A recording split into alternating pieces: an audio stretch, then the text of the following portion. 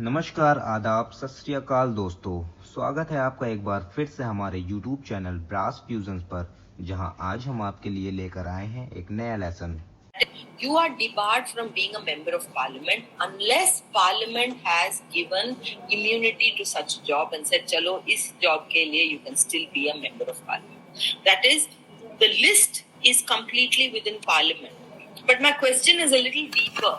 I'm asking, when the entire executive is collectively responsible to parliament, and you are a minister, but you also have to be a member of parliament, you have only a 6-month window, as we saw in SP Anand's case. What is the logic of preventing an MP from having a job in the government? Is it valid? What is the logic? Anybody, put on your mic and speak. Ma'am, the logic could be if an MP is elected from a constituency and if he is not available to that constituency while performing that office of profits work, then it won't go hand in hand, or it won't go good for the people whose representative he has been elected. So the parliament will decide. No, why should a minister who is full-time working as a minister, and why does this disqualification not apply to the minister? How does the office of profit principle, how does it square with the principle of parliamentary democracy? Isn't there a contradiction? Yeah, it can be said, but the parliament itself gives these exceptions of office of profit because the executive also has to work.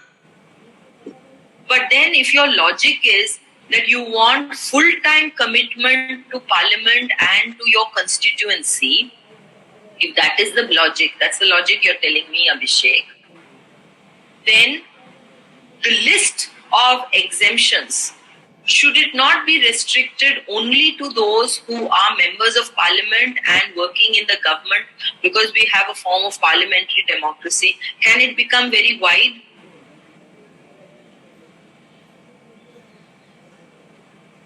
Yeah, it can become very wide. So the power of discretion is with the parliament to decide whether it is for the benefit of that representatives also. If a minister is there, he can perform his duties for his constituency being there, and it gives a edge to that constituency also if a minister is from that constituency. So it cannot be argued that way. Okay, does anybody have any other comment? Yes, please. Ma'am, it is so that the members of parliament do not engage themselves in any interest in which government has a key role to play. As far as ministers are concerned, ma'am, because they are accountable to the Lok Sabha, so there is some parliamentary oversight for them. But other than the ministers, office of profit is to prevent them from engaging in having some interest in government.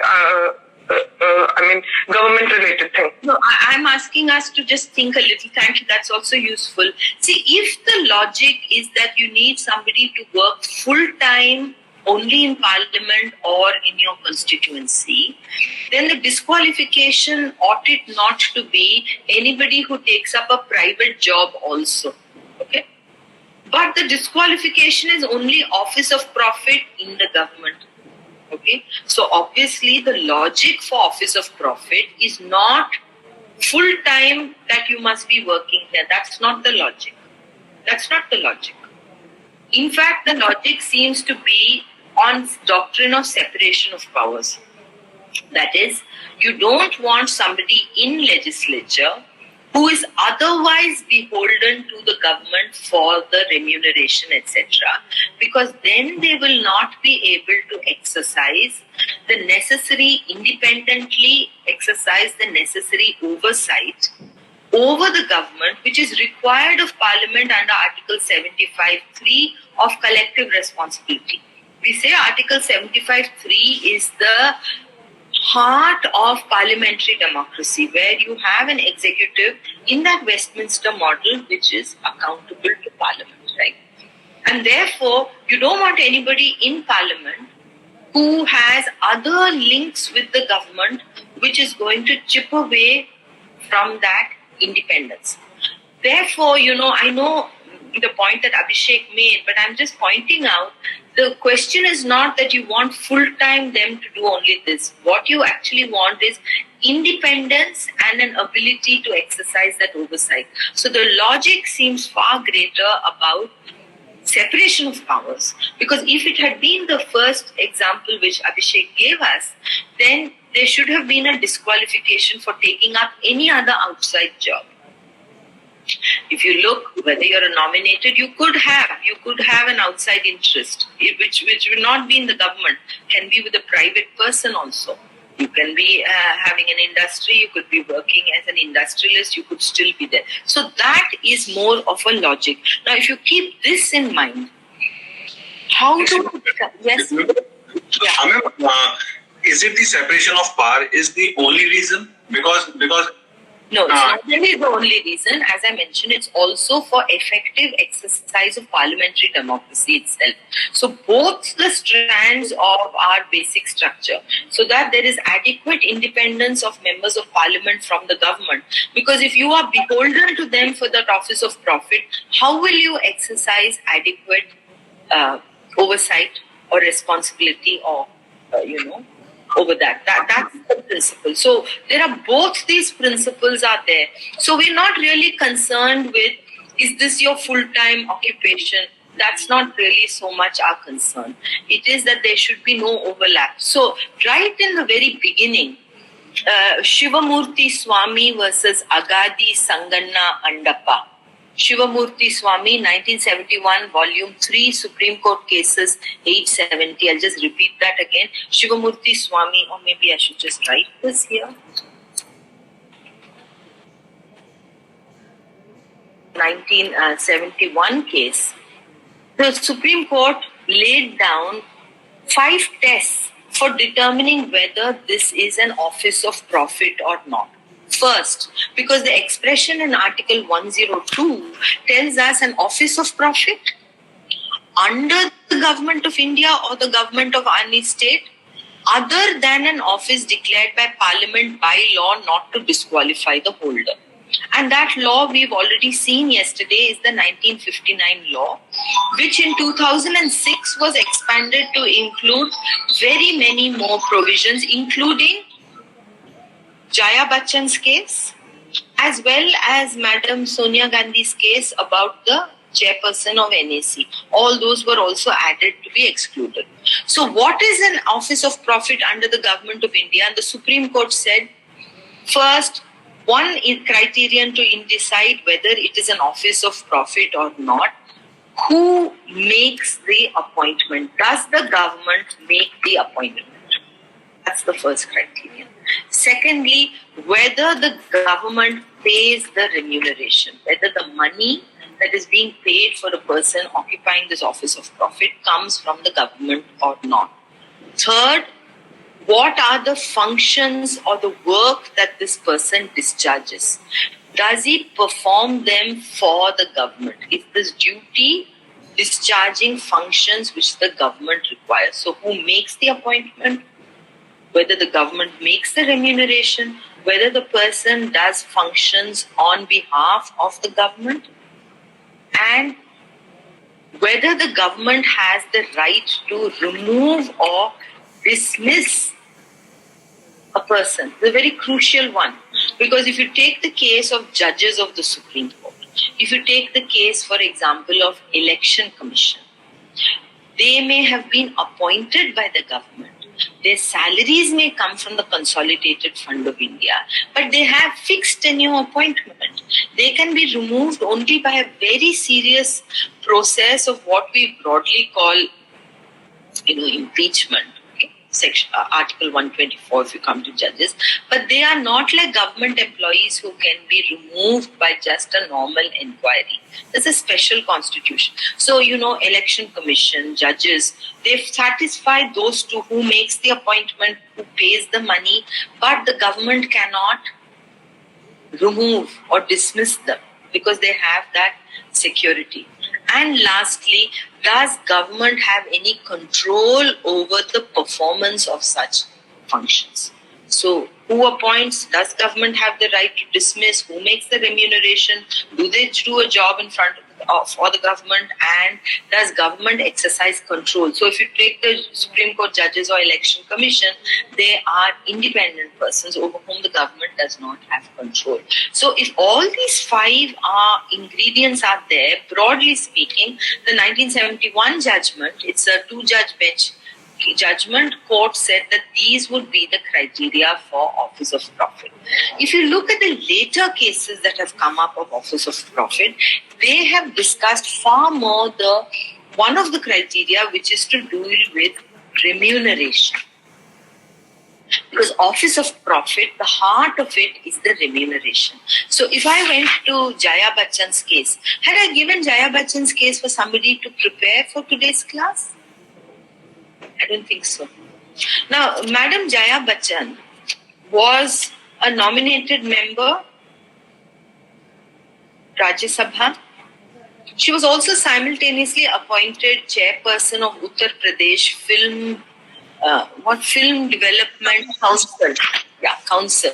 Now, this council is not a public sector undertaking. It's not a statutory body. It is a departmental undertaking of Uttar Pradesh.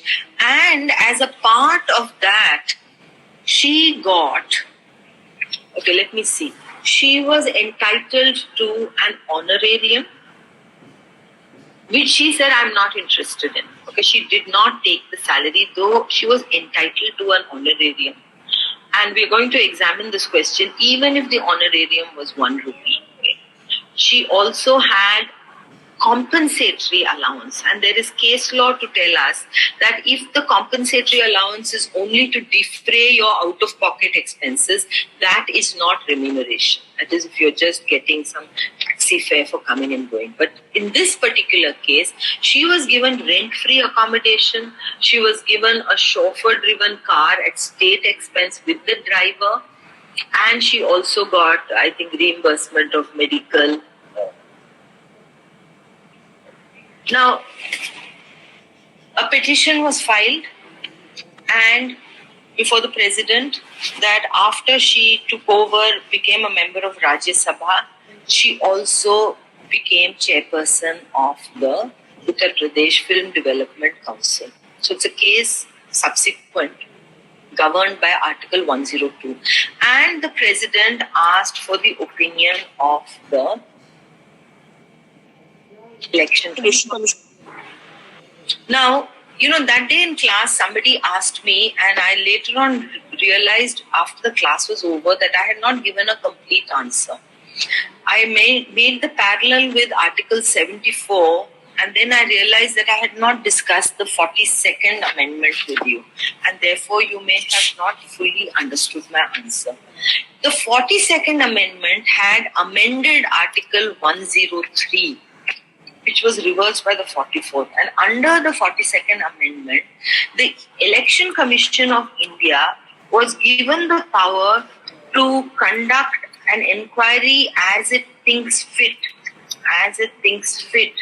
to determine whether a person should be disqualified under Article 102 or not. And the understanding there was that it would be a quasi-judicial kind of inquiry. And you could do as it thinks fit. And so if you look at the discussion that happened around 1975, the question was whether there would be a personal hearing before the Election Commission, etc. But now the way the provision stands now is, look at Article 103. Before giving any decision, 1032, before giving any decision on any such question, the President shall obtain the opinion of the Election of Commission and shall act according to such opinion. And I had mentioned in class that this is not symmetrical with Article 74. Because the question that somebody had asked me was, is it binding? Okay. Now, after the amendment, it is binding. Because under Article 74, look at 74 and see why I am saying 74 and 103 is not symmetrical. Okay? Under Article 74, once such aid and advice is given, the President may require the Council of Ministers to reconsider such advice, I'm looking at the proviso, either generally or otherwise, and the President shall act in accordance with the advice tendered after such reconsideration. So, after the amendment, after the 44th Amendment, initially it's not binding, you can ask for reconsideration, but second time around it is binding. Now here it is not so, and therefore you are bound by it. Now what has happened is currently there is a petition pending in Supreme Court. I'm not clear what the status is. If somebody can find out and update us all, that will be good. When the AAP MLAs were disqualified for holding the position as secretaries. Do you remember there were 16 AAP MLAs who were disqualified? Under the Election Commission, Article 103, Subclause 2, the inquiry which is done by the Election Commission does not require them to personally summon the person. They don't have to summon Jaya Bachchan. They don't have to summon these AAP MLAs. They merely issue a notice, the person gives the reply, can supply whatever evidences are necessary, and then the Election Commission then accordingly advises the President. And the President acts on the basis of this advice. So because of the lack of symmetry between Article 74 and Article 103, under 103, the President has to act on that advice. But prior to the advice, is there a need for a personal hearing? The way the article currently is, I drew your attention to the 42nd Amendment, but the way it currently is, there is no need. You can issue them a notice and you can take a decision. You will notice that this is very similar to the power of the President when he decides a petition for pardon under Article 72. And we had looked at the Kehar Singh's case, where Supreme Court, the only issue, one of the issues before this Kehar Singh 2, the second one, whether personal hearing was warranted. And Supreme Court very clearly declared that there is no requirement for a personal hearing. If the President wants, he can summon material. If the President wants, President can ask for a personal hearing, but there is no compulsion to do so. Likewise here too. So the petition that they had filed against that disqualification was on the ground that one of the grounds was that personal hearing was not there. But my understanding is that the provision of the way in which the Election Commission will determine the matter is analogous to Article 72. This is my personal point. I don't have a case to cite in front of you for this. But if you look at the Consumer Education and Research case which we've discussed, there is some element of that in that particular case. The fact that it is binding, therefore, we have two judgments. We have one judgment of 1965 which deals with Article 192. Please look at 192. It's analogous to Article 93. Decision on the question as to disqualification, Governor shall obtain the opinion of the Election Commission. Okay.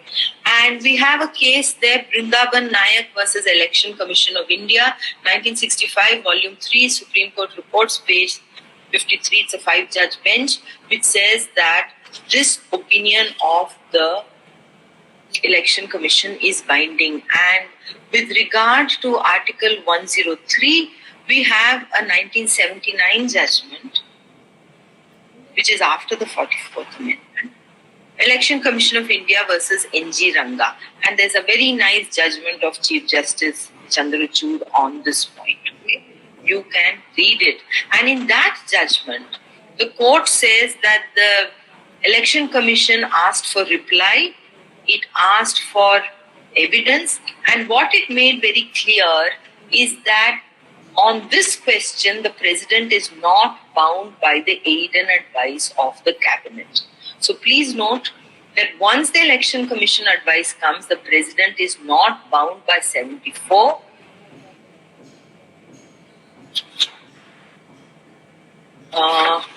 Vikash, let me just see what point you are saying.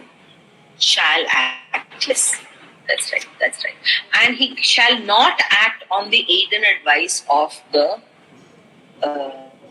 Council of Ministers. Okay, so that also let me make it very clear.